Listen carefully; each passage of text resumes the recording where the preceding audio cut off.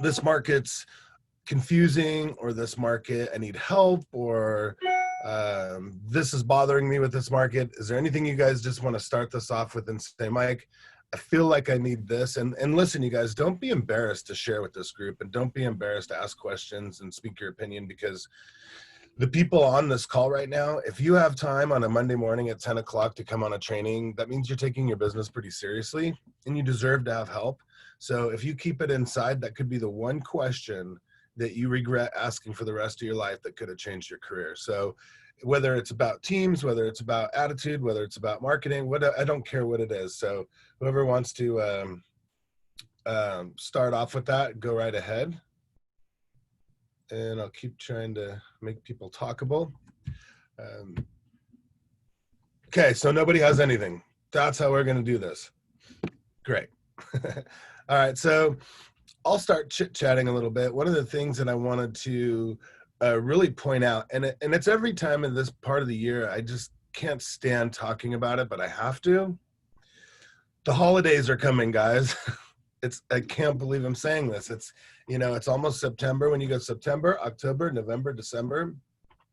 So you've heard it before. What you do in the next 30 days is going to massively, massively impact your holiday season, your Christmas, your Thanksgiving, your Christmas to New Year's.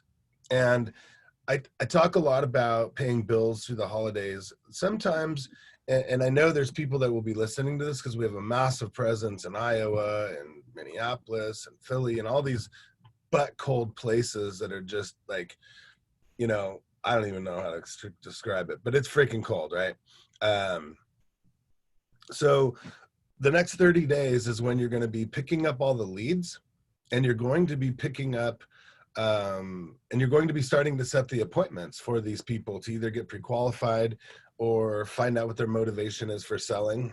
And it's kind of an interesting time with COVID stuff, because what I love about it is things are going to be much different.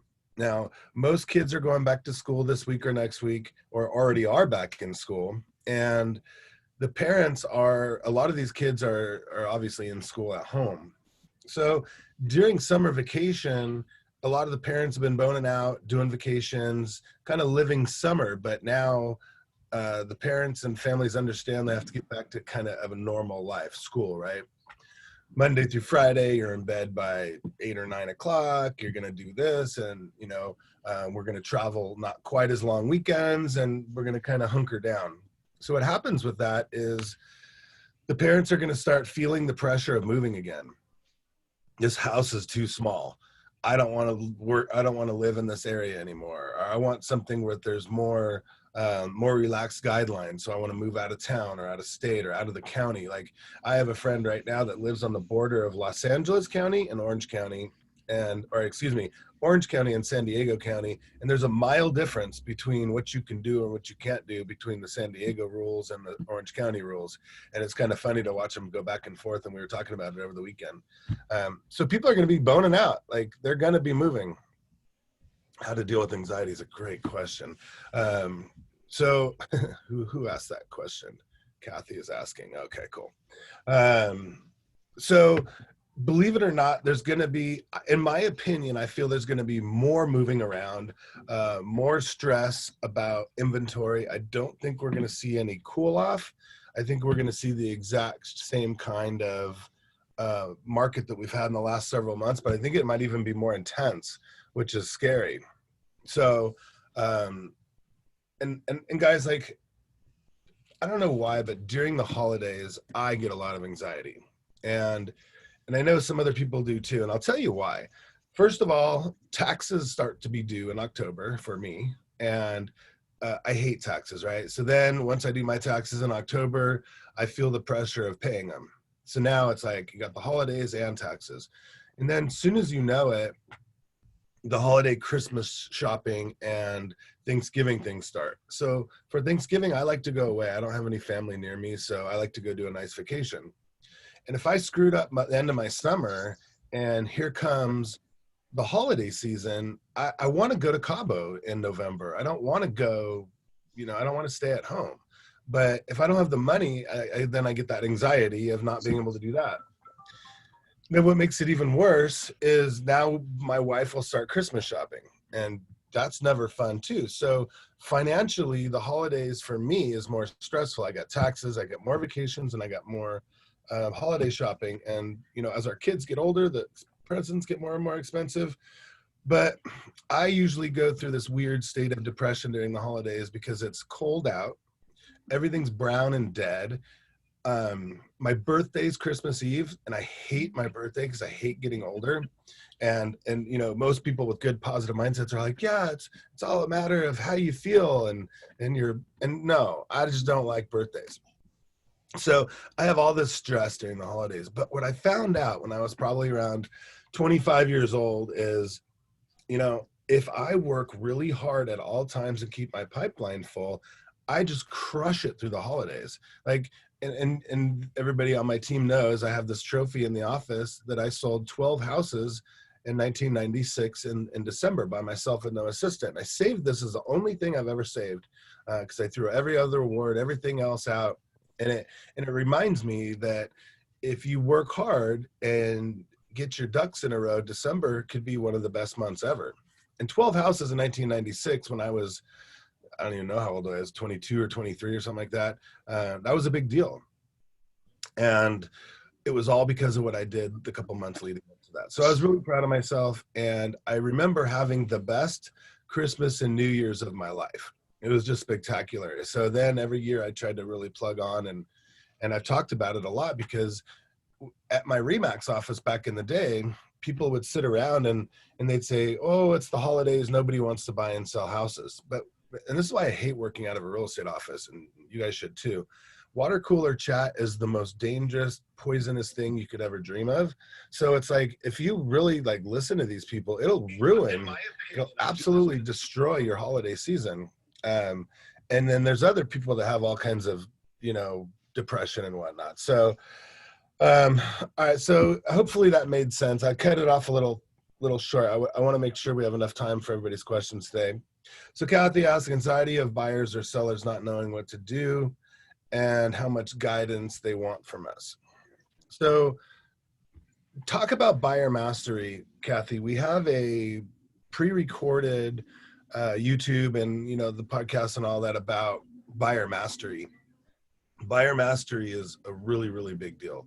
Let me read that one more time. Buyers or sellers not knowing what to do and how much guidance they want from us.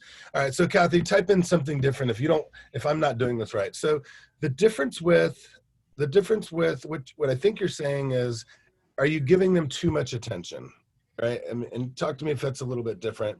But buyer mastery is important. Seller mastery is just as important, but you always want to give them a daily update of what you've done today to help them. Whether it's, you knocked on doors, you sent out mailers, you did a Facebook ad, you did something today to find your buyers a house. Now, remember, you and I had a short discussion or a little Facebook battle the other day about, don't work with buyers that you don't have to work with, or people that don't have to move. If they don't have to move, they don't want to hear from you every day, right? That's just touching bases and keeping in touch with people. But a buyer that's truly motivated and is worried about the inventory and really wants to move, if you want buyer loyalty, you're contacting them all day, every day, and letting them know what you're doing to get a home. Because if you don't, guess what they're doing? They're wondering, what the heck is Mike doing right now to find me a house? Like I'm trying to buy a motorhome this week, right? And there's this guy down in Anaheim that I met yesterday, and he gave me this whole good, he's really good. Motorhome people have their own podcasts and stuff apparently, but he was making me feel comfortable, and I'm like, cool, he's gonna find me this place or find me my rig. And this morning I'm already texting him because I couldn't stand the anxiety anymore, because I was like, I really want to know if I'm gonna get this motorhome or this other one or not. And it's only 10 o'clock and I'm fired up and I'm texting him. That's the kind of buyer that you want to work with only. Otherwise, let AI deal with it. Let all the other technology that we've given you guys deal with the buyers that don't need to buy. So Kathy, don't ever have anxiety about it. If you are truly doing the job you were hired to do, then you're okay. It's absolutely fine. You don't have any anxiety because I've done everything I could today to find that person a house. Or if they're planning on selling their home, or if their home is on the market, then you've done every single thing that you've done. So you shouldn't have too much anxiety. And honestly, Kathy, if you want to talk about that later, we can totally have a chat about that. All right, let's move down the list, and just text me or tell me if I answered that. Thank you, Deanna, for working through those chats.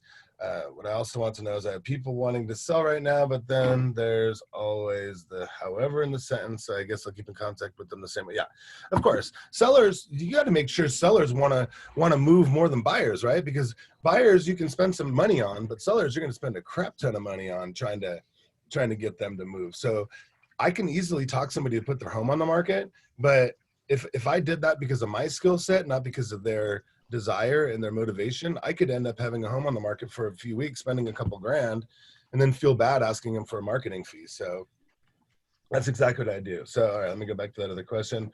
What do you do with sellers that want to list high because they think the market is so hot and their house is hotter than anyone else is out there? And that's and Debbie, I can't wait to meet you in person in the next day, or I think it's tomorrow. But here's the deal.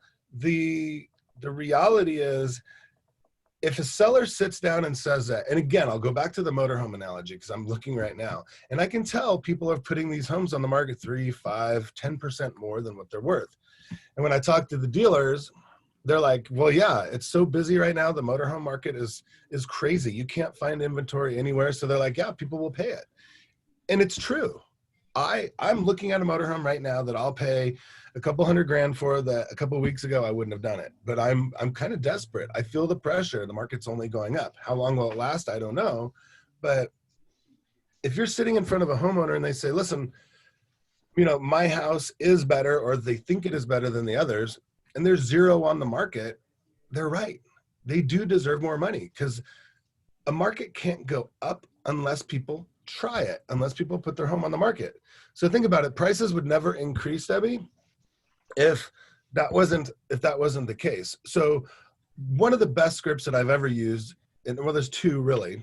There's the built-in price reduction script, right? So I go, Mr. Smith, dude, I want you to make more money. I want to hold the record-breaking sale. I want you to refer all your friends to me, and I want the neighbors to think I'm a badass. So I'm going to get this money for you. I'm going to try everything. However, we don't know. We haven't tested the market yet. So here's what I do know, though, Mr. and Mrs. Smith. If you put your home on the market too expensive and it goes to that 30-day mark, you're going to negotiate statistically 3 to 5% in a downward fashion if it goes over 30 days. So what I like to recommend is we do a price reduction every week, or at least every 2 weeks. And what does that look like? Well, the first week, if we have 3 to 5 showings, that's awesome. But if we don't have 3 to 5 showings, it's going to show that we're overpriced. If we do have 3 to 5 showings and there's no offers, we know it's overpriced. So let's go ahead then and do a blank % price reduction. So it depends on the price range, obviously. If you're in $1 million price range, you're going to reduce it a lot more than you would a $200,000 home. So that's up to you to figure out. But typically it's 1 to 2 to 3%. 3% always seems to be a really good way. If you're at 200, you can go to 199 or 194 and then 189, those types of chunks. And then you just say, hey, are you comfortable with that? And of course we could always stop it if we decide that we're getting an offer and there's 2 or 3 offers coming in, Mr. and Mrs. Smith, but I at least want to build them into the listing agreement. So we don't have to talk about it. We just know automatically every Friday it drops, right? So those 2 things right there, negotiating 3 to 5% in a downward fashion in a typical market, that's usually like, look, we don't want to go over 30 days because people are going to wonder what's wrong with this home. Why isn't anybody else buying it? Like I have a home on the market right now, and I think Tony's on here. Somebody in my office has a listing, and this is the hottest market I've ever seen, right? And this house has been on the market for at least a month. I don't know exactly how long, but I'm like, dude, we need to reduce this. This is stupid. Like, I'm embarrassed that this house isn't sold. And it's partially my fault because I haven't worked with them individually on the price reduction scripts and like, hey, we need to do this. So I'm like, and I know this house is still available because for some reason we can't give the gate code out to these people. So they call my ass every 5 minutes. I need the gate code. I need the gate code. And I'm like, I'm going to sell this house just so I don't have to answer my phone about a gate code anymore. Right. So that's the kind of thing you need to look for. So I hope that answered your question, Debbie. It's a really, really, really easy one, and just takes a little confidence, a little practice. So we can go from there. All right, what other questions might we have? Oh, let's see here. Hey, Mike, can you He just texted me and said we're opening escrow on the house today. Thank God, I'm sick of giving out that gate code. All right, I can hear you. Who's that? Go ahead. Yeah, hey, Mike. Just had a question for you. What do you think is going to happen after like the forbearance runs out, like around spring next year? What do you think Uh-huh. might happen around that time? I think that's a really good question. And what I know from watching two different recessions, right? What year were you born, Anthony? 95. Okay. So I got in the business in Yeah. 91, which is a market that was crashing pretty heavily, right? Then we went through the 94 earthquake in Los Angeles. So Mhm. that created that was its own recession. And then I went through the recession again from 2005 into 2011. A lot of people will say it was 2008, but I started feeling it in my pocketbook in 2005. So I think the banks are very smart right now, right? So a forbearance technically is, you know, we're supposed to make up the loan payments for 3 months, 6 months, 9 months, whatever it is. And then they're going to say, okay, but you got to pay it all back within a certain amount of time. I know for a fact going into this, the banks are not stupid. They are going to 100% understand that they're going to be putting all this on the end of the loan, right? So if they didn't make their payments for Mhm. 9 months and they qualified on the bank's own little, whatever you call it, the banks are clearly going to do that because the banks do not want to take out banks don't want to take homes in this market. And there's a bunch of different reasons. The average home could cost about $50,000 for the bank when it's vacant during a foreclosure. So they learned the last time they don't want that. And in our next REO slash default market, we're working on a lot of pre-approved short sales, meaning the bank will say, look, Mr. Smith, we don't want you to lose your house. So we're going to go ahead and pre-approve you for a short sale if that's the case. Or they're not gonna if even if there's a ton of equity, they're not going to force a homeowner into selling through a national or a global pandemic like that. The banks aren't stupid. The governments, I'm sure, has already worked in a lot of different things with this. They have plenty of um, economic, analysts that are watching all this going on. All the banks are reporting their numbers, obviously, to the government. They have a NOD rate that is higher than it's ever been, but the reality is none of those houses are going to foreclosure. So if a homeowner has to sell and the bank's not being cooperative and there's no government interjection, they're going to have equity to sell. Boom, so they sell.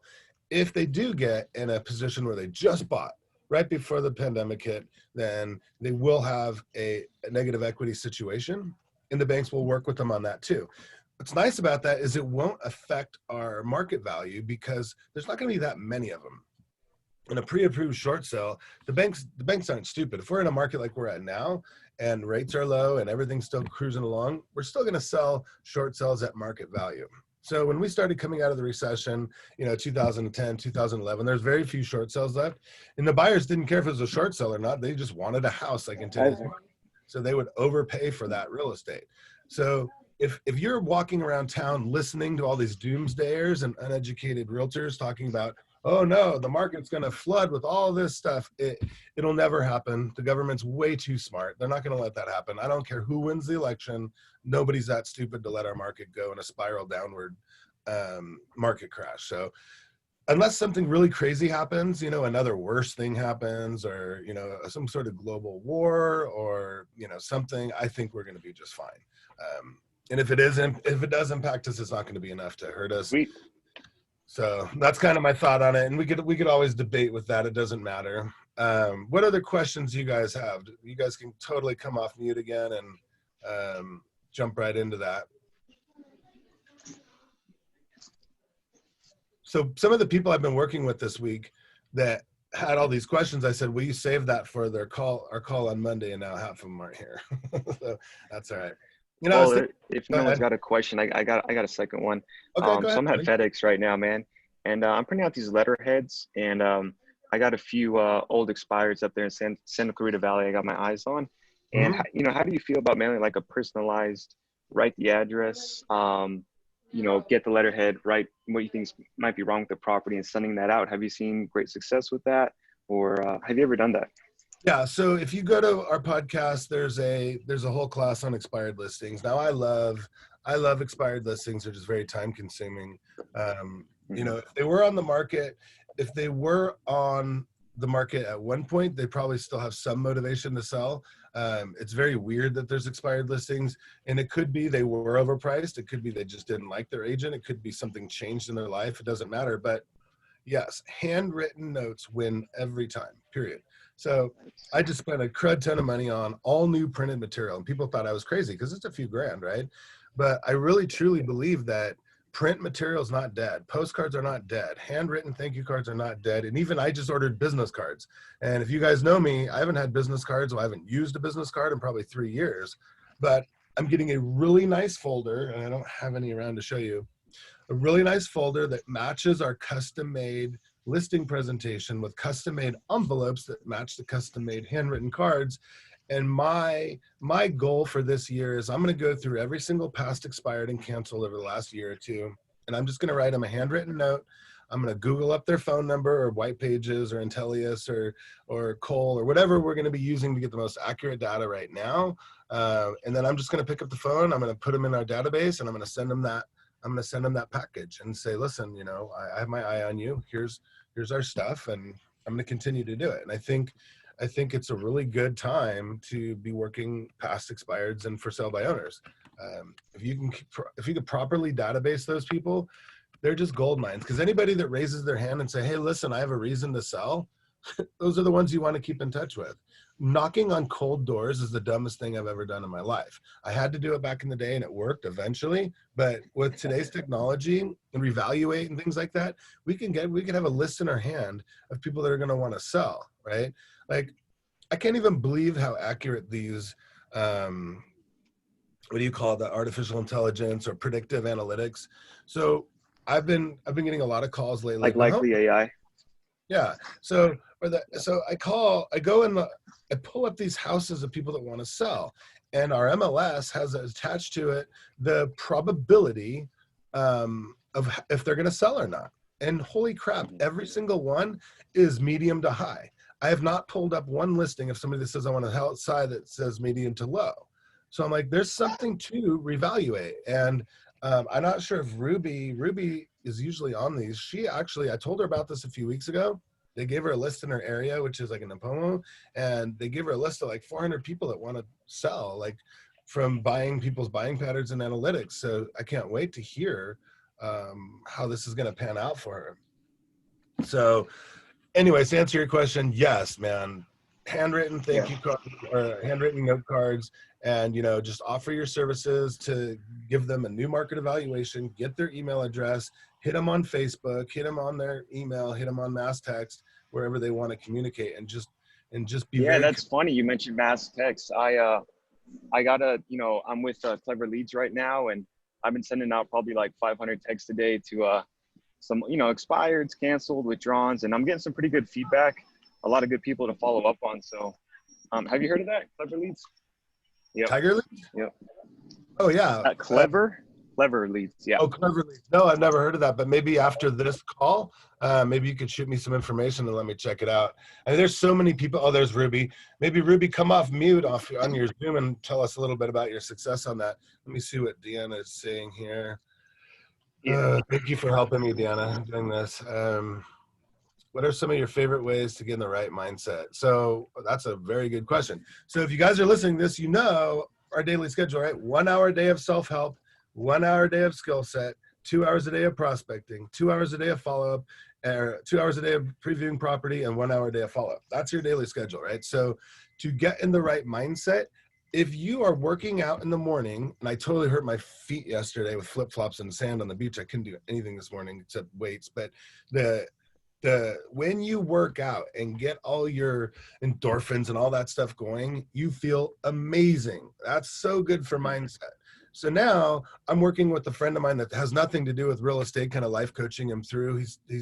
We're working through some PTSD for him from a previous job, and we're working with him slowly but surely. And like this weekend, he goes, hey, how come you've never told me to listen to Tony Robbins? And I'm like, well, we're not there yet. Like we're working on some specific stuff. And he's like, I love this guy. And he's like flying in the wind, like all weekend bugging me, texting me, this is awesome. I'm like, dude, like I've never seen somebody's mindset change so fast and so unbelievably. So if you're doing your hour a day of workout, hour a day of self-help, an hour a day of skill set, it builds your confidence, right? So if I know that I have the ultimate for sale by owner script, and I uploaded my for sale by owner book in this group the other day. So if you look at files, it's in there. That'll teach you everything you need to know about working for sale by owners. But the reality is, if you're doing skill set for an hour, you're so confident. You're like, I can tackle that. I know what I'm doing. I'm going to go kill it today. Like that with a little self-help, a little exercise, holy shit. Like nobody could touch you. Like I walk through the day. If I do all three of those things in the morning, like I'm supposed to do, and I'll admit I miss and skip and go on vacations and get burnt out like everybody else does. But if you're consistent and you hit those marks, all three of those before 8 in the morning, holy crap, nobody can take you down. Nobody, like ask our team. I'm just like, whatever, I'm just the happiest guy in the world. You have a good day. So I hope that answers your question, Shannon. It's really super simple to me. All right, Shannon, or Tony, sorry. Shannon, I hear a lot of people saying they aren't going to make moves until after the election when that pegged. Okay, so here's the bad part about me being in real estate as long as I have. I've been through a shit ton of elections, right? And I've never seen an election make a difference, period. It just hasn't. I don't care what side you're on. People say that, and it's weird. Like when I was new in the business, I'd be like, oh crap, what's going to happen after this election? Well, here's what happens. People get really mad or really upset for about 2 weeks. And then they say, well, I don't give a shit who the president is. I still want to move, or I'm having a baby, or rates are this, or this happened, or somebody died, or whatever. I got fired, divorce. There's still 100 million reasons why people have to move. So the reality is when people say, I'm going to wait till after the election, go make a hashtag for that in your database. It's fine. Fine. Just don't mess with them until after the election if they don't want to. But the reality is nothing that happens in election is affected greatly in the real estate market unless there's a long-term thing. So let's say the wrong person gets in the White House and they start messing with our interest rates and they jack our interest rates really high to try to help inflation or whatever their excuse is going to be or could be, then that will affect the market long-term. But it doesn't happen overnight. It takes years for some moron to ruin our economy, or a group of morons, I should say. So hopefully nothing like that happens and we don't have to worry about it. But even if it does, I'm not going to freak out. It's a long-term thing. And there's plenty of other things that happen in the real estate market that'll drive it. So the election is never the main driving force of a quick real estate market. It's always a long-term effect. Hope that answers your question. All right, what else we got? What other questions? What are we at here? I'm trying to get to this. Oh, I see what we're doing. We have chat and Q&A going on. What should we say to people who are using, we already got that. Is that a different question? Yeah, that's a different question. So what should we say to people who are using the election or pandemic as reasons to not to buy or sell? So I feel like we've gone over that quite a bit, but the reality is if you have no reason to buy or sell, then don't do it. In my head, I'm talking to lots of clients right now that I go, well, they're saying it's the pandemic, but if that was their true concern, that's fine, but they don't have a reason to move if they're using that as an excuse, because there's literally hundreds of thousands of people moving this week that bought homes that had a reason to move. And they're like, look, most normal people, normal people, there's some crazy you-know-whaters out there, but most normal people are intelligent enough to know this too will pass. This is not going to last forever. This isn't changing our lives forever. This is just going to be something that our kids read in a history book 20 years from now. This is like, in our area, it's no different from, like when we had this last recession, you guys, and if you didn't go through it in the real estate market, agents literally got out of the business by the thousands a week saying, our world is coming to an end. We will never have a stable society again. The dollar will never be valuable again. People will never buy houses again. And they got out of the business. I'm like, what are you guys talking about? History tells us markets go up and down, right? Like Canada's going through some of that stuff right now. But most normal people know this is going to be over and they're just going to continue to live their life. Maybe they're going to go look at a house with a mask on and some sort of absolute deadly poisonous hand sanitizer that we're putting on our children, but don't let me bring my beliefs into this. But the reality is this is going to pass. So if they're using that as an excuse, cool. This is how you think of it. You are the people that I get to sell homes to next year. Good. Now I have a pipeline. Who am I going to sell to homes to this year? And that's all we should be worried about. So if you run into somebody that says, this is the new normal, we're never going to go back, say, you're very cute. Lose their number or put them in the database as somebody to just drip on next year. Does that make sense? All right. What else we got for questions, guys? Okay, so I have a little until the next question comes. I mean, just blurt out when you guys have a question. I think I have everybody on. I got a question. Okay, go. All right. New agent, been in the business for just a few months now. I focus on expireds. Is there any advice? Have you paid for Zillow, Realtor? I mean, what's a good idea to get your first client to get your foot in the door in the business? Listing wise or buying wise? Okay, so new agent, 3 months in the business. You're going to have to buy or work for your business, because 3 months in the business, whether you like it or not, 99% of the people you know don't trust you, right? They go, this guy's too new. Anthony's a real sweetheart, great guy, but I'm never going to trust him to buy or sell a home. So if you're not teamed up with a badass agent that gives you some clout, then you have to work hard, and people don't really know. They just have to trust you based on your performance at this point. So you're at EXP, right? If I remember right. Is that true? Yes, EXP. Okay. Yep. It's a no-brainer.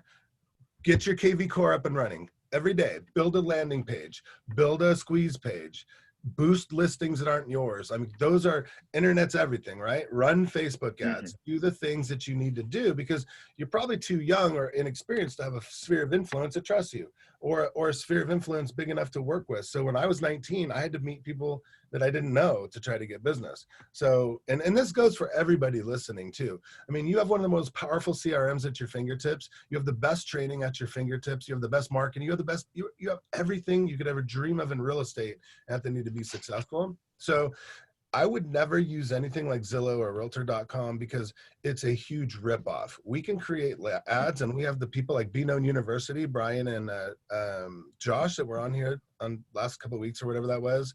We can go back and show that to you, but you can buy for $500 a month and $200 a month to continue your CRM update. You can be getting 40, 60 leads paid, but you could also create 20, 30, 40 a day on your own. So I would utilize your KV Core massively, and I mean massively, for right now, and then start going into other directions. And for those of you that don't have KV Core, I hope you have a CRM that you could do something similar, because somebody did ask me last night, they go, I'm out. Like I screwed up. I didn't work on my pipeline, my sphere of influence. I haven't done anything. They're like, Mike, what do I do to get this boost back into my career? Like, what do I do to fire it back up? And I'm like, jump on your KV Core. That's why we give that to our company for free. Like, it's that important to double, triple, or quadruple your business. And if you're new, that's even better.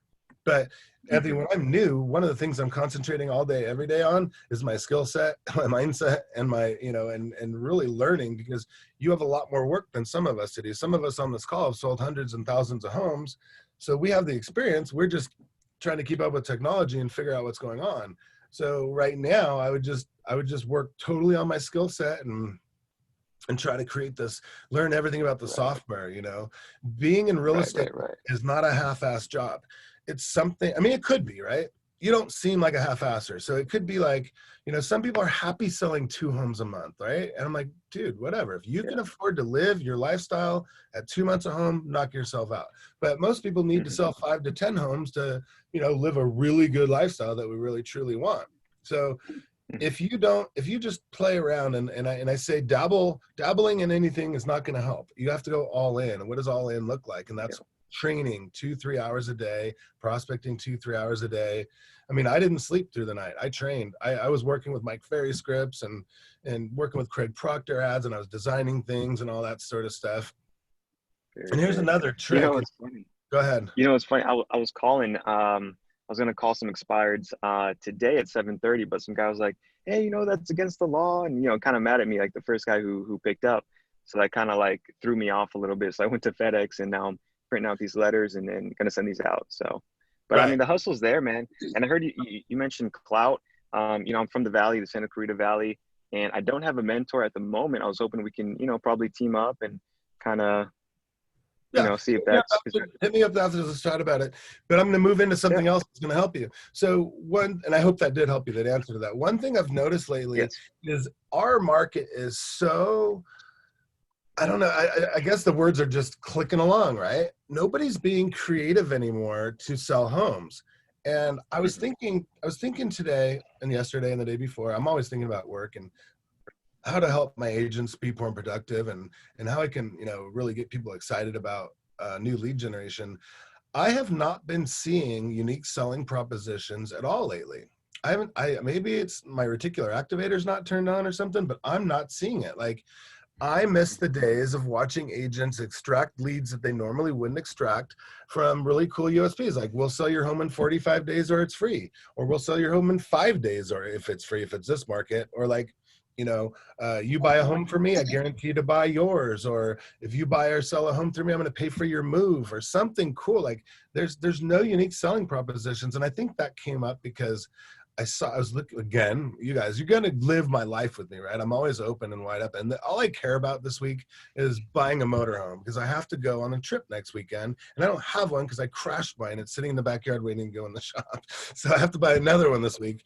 But the reality is I was thinking the other day, it said, if you buy a motorhome from us, you have a lifetime guarantee. And I was like, wow, what the hell does that look like? And how could I apply that to real estate? Because it really got me. What does that mean? Like, I'll warranty your home for 5 years if you buy a home from me. What does that mean? I buy a home warranty every year for 5 years? And it started making my mind go, right? And then I saw another one that said, buy a motorhome from us and get a year camping. I'm like, well, to me, I don't care about that because I've been camping a long time. But what does that mean to a new RV person / new home buyer? What does that look like when you say, here's a year of camping? I don't know what that means, but I'm going to call and find out. And if that person that picks up the phone is good, they're going to convert that into a buyer, right? So what does that look like? So how do we make our USPs in real estate attract more buyers and sellers? And you can think of the goofiest things in the world, like, like do a do a virtual showing with me. Come see houses with me virtually, and I'll pay for your Zoom for 5 years or whatever. I don't know. I just know there's not enough unique selling. There's just not enough unique selling propositions out there right now to excite me, I guess. And it's cool. That means the market's doing good and everybody's making money like drunken sailors. And that's another thing I want to talk about in a second. How much time do we have? Holy crap, I've been babbling a lot, huh? Sorry. But this is real. Like, so if we're not going to, sorry, I lost my live stream here.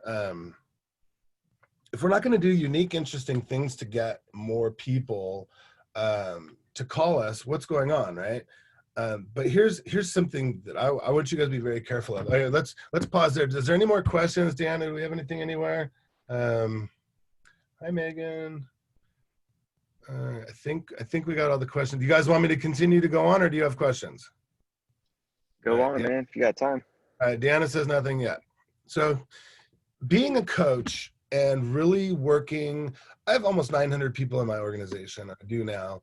And I always allow them to work with me one-on-one for free, right? So people have been calling me a lot lately, and it's kind of like in the beginning, I was like, don't be afraid to ask questions because a lot of other people have the same questions.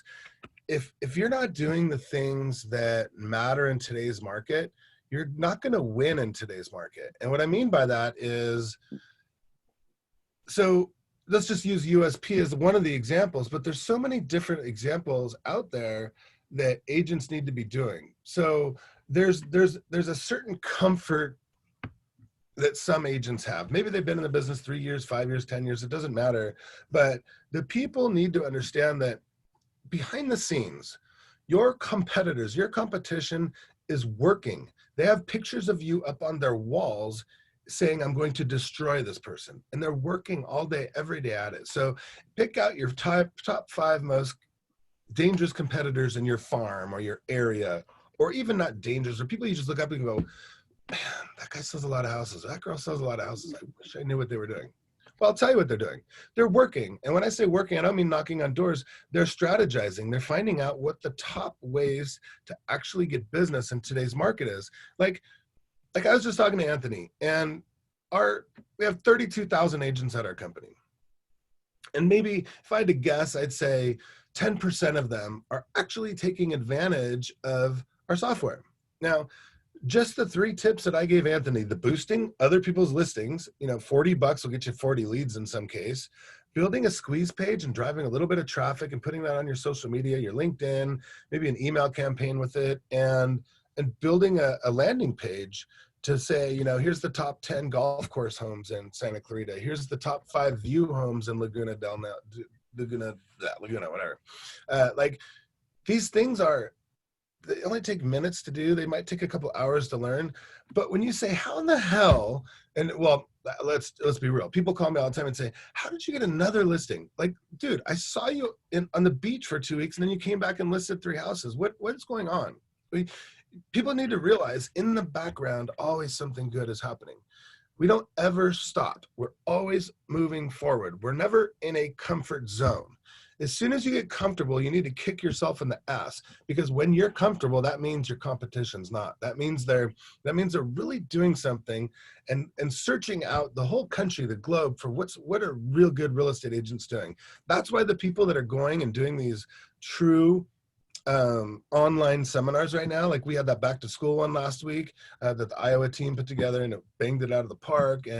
But I watched most of that and I was listening to the speakers. Because everything's on Zoom, don't freaking discount it. Don't, because there's still people out there like myself that talk to top agents all over the country, and we're getting knowledge bombs dropped on us every day. Oh, that's working in this market? Where did you even come up with that idea? Oh, so-and-so taught me that. And we're learning and we're masterminding and we're really truly understanding what's really coming out of all this and what's working. But when I know there's a bunch of people making money like drunken sailors, if you watch them closely, there's 2 people that are really doing it. The social media masters are making so much money right now. People that have spent the last 5 years really building up their social media presence, and they're really doing well. They're making money like drunken sailors. And then the other people who are making money like drunken sailors right now are the video people, the people like this that aren't afraid to go live. I don't even give a crap who's watching me right now, right? But people that are willing to get in front of a camera, look, my hair looks like crap. I'm wearing a dirty old polo, my goofy thing. I don't care, right? But the people that have gotten over that and are using videos, those truly are the people succeeding in this market right now. And I watch it a lot and go, wow, this is really crushing it. But while everybody's making money like drunken sailors, there's always that group of people that are right now, and hopefully it's none of you watching, but it might be, that are miserable with their business. They're like, I don't know why I can't get a listing. I don't know why I can't get a buyer. I don't know why I'm not frustrated over multiple offers. And it's because you're throwing around excuses like, oh, this pandemic's really slowed things down. No, it hasn't. You guys know we have record-breaking numbers everywhere possible. It's you. It's you that hasn't progressed. It's you that hasn't trained. It's you that hasn't worked on your mindset and your skill set. It's you. All that information. And what I love about living in this generation is we call it the informational age. It's out there and it's free. Like there's a lot of people that I would pay thousands of dollars to coach me, but I literally have all their crap that they record and put everywhere. That's what I need. They have YouTube channels, they have podcasts, they have weekly trainings, and I watch them and I follow them, and it's helping me in my business and my mindset and my attitude. We're like going crazy right now. But if you're not taking advantage of that, like I got to talk to an agent the other day and I told her, it was about the back to house thing. I said, you need to be on this call. She goes, it's all day long. I go, what the F are you doing? You're not doing crap anyways. You have 2 escrows or 3 escrows. I'm like going nuts. And she goes, I'm so burnt out on Zooms. I'm like, what Zooms have you been doing? Oh, I did 4 this week. Good. Well, I did 4 before I talked to you on Zoom this morning. Like, get over it. Like if you have to get protective eyewear, I don't wear these. They're protecting my eyes from this crazy crap flying out of my screen. But the reality is take advantage and dive in, because if you're wondering why everybody's making money like crazy in this market, it's because you're just not doing the right stuff. And that's what these trainings are here for, right? And I hope some of this is sinking in for you guys. And I'll be really honest, there's a couple people watching this right now that needed to hear all that, so I thought I'd throw that out there. But the reality is you can do better and bigger things than any of your competitors if you take this crap seriously.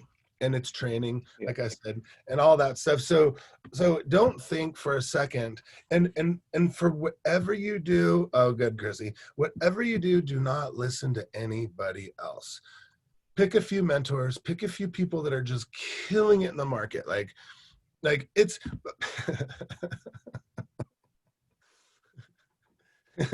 Jenny just texted me. She goes, "You're the only guy I know that bought a beach house and is begging to buy a motorhome in this market." Well, yeah, because I'm not stopping. I'm emerging as a leader out of this. I'm taking advantage of opportunities that are being presented to me. And Jenny, I also just bought 2 rental properties in the last couple of weeks. So yeah, it's a good time to live life and really explode. You know, I think Megan's watching this still. Megan from Florida, she just said, hey, on our Facebook Live. Megan's a really good example of taking advantage. Yes, I'm her sponsor at EXP. She is directly on my front line. I'm 100% responsible for her success, but I'm responsible for all your success. It's the same thing. But Megan, we worked with her about a year ago after her baby was born. We worked on her mindset. We worked on her skill set. And oh, she hates it when I talk. Okay, never mind. We're talking about Stacy.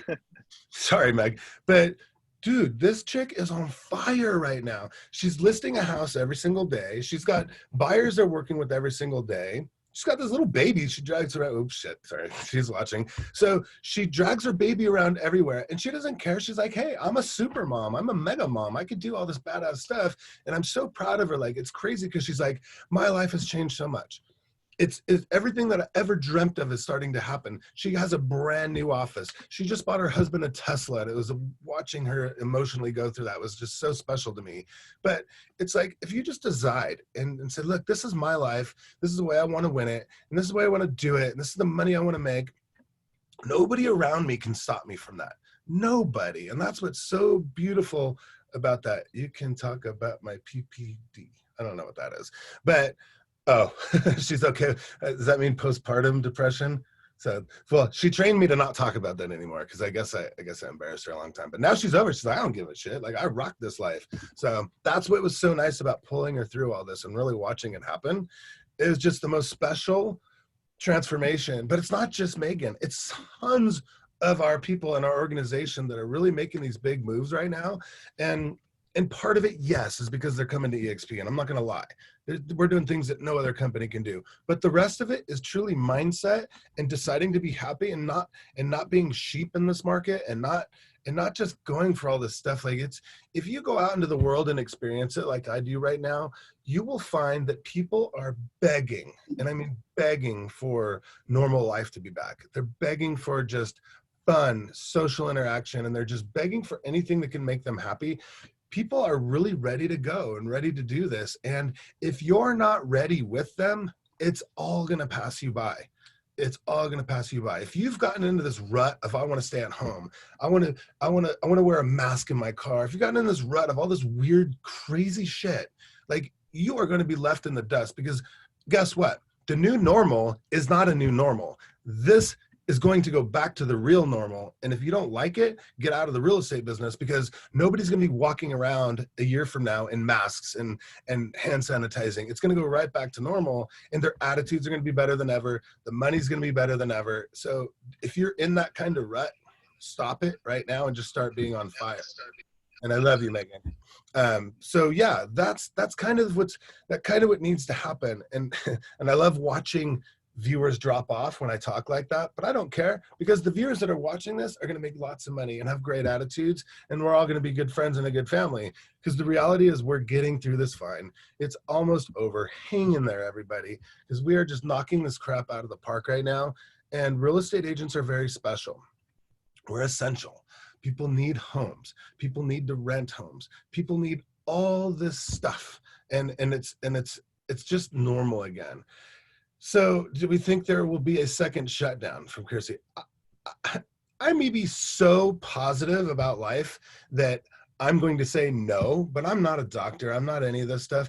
But what I do think is, I think there's enough smart people to know this is all bullshit, and it's really starting to come out to where people are not living like that anymore. So if there is a second shutdown, I'm okay with it. I don't care, because in the first shutdown, I bought a beach house and rental property and had fun making money. But I just hope for the sake of our country that our souls aren't being stabbed, and this is America. Like, this is freaking America. And real estate agents, there isn't more American things in life than being a real estate agent. Everybody and there's a lot of countries, you guys, you don't understand. Most people don't buy and sell homes. They live in rental property. There's one or two people in these towns or these villages that own everything, and everybody just rents from them, or they rent from the government, or the government supports them. But in this particular country, you couldn't get more American as a real estate agent. You are helping people live the American dream. That was coined how long ago, you guys? The American dream. What is the American dream? To have a house, 2 kids, a couple cars, go to the beach on the weekends, and have a retirement. Like, that's basically the American dream, and that's what we create every day for people. It's because of people like you guys watching this and having a good attitude about your industry that our industry still exists. In a lot of other countries, they've changed so much of our industry to where it's not like, it's hard to imagine. Like, sometimes we have little flat fees, like we'll give you $500 to show us homes for the weekend, or the commissions are only 0.5%, or there's weird stuff out there. And that's why EXP is having such a hard time, not a hard time, a slow time, adjusting to all the different countries and how we're going to adapt to their ways of doing real estate, which is, I mean, the UK is completely different than us. We're open. Australia, totally different. We're opening in 5 countries this year. That's just, by the way, you guys, if you want to know what true ambition is, and people and companies that are motivated, what do we do in a global pandemic? We open in 5 countries. No other real estate company or executive, nobody's done that, what we're doing right now. So that's like charging through. We all know this is going to be over. It's going to be awesome. And I'm just blown away how proud I am of our company, what we're doing. So, but anyways, so let's get back to just get your skill set back, get your skill set up running. And I can't remember who was talking about mindset, but that's it. Get your exercise in, get your skill set, get your mindset going every single day. And I would like to talk to a few of you that, like, maybe that we talked to, that maybe some of this resonated with you today. And tell me, I've made a new decision to go back to that or change my life to that. And I'd like to track with you over the next 3 months. And I'll personally coach you through the next 3 months and watch and help you, because if you do what I say, it's just another really cool story for me to get to tell. And it proves that when you do the things you're supposed to do, it works. It's kind of fun to talk to people about it. It's kind of fun to watch a life being changed.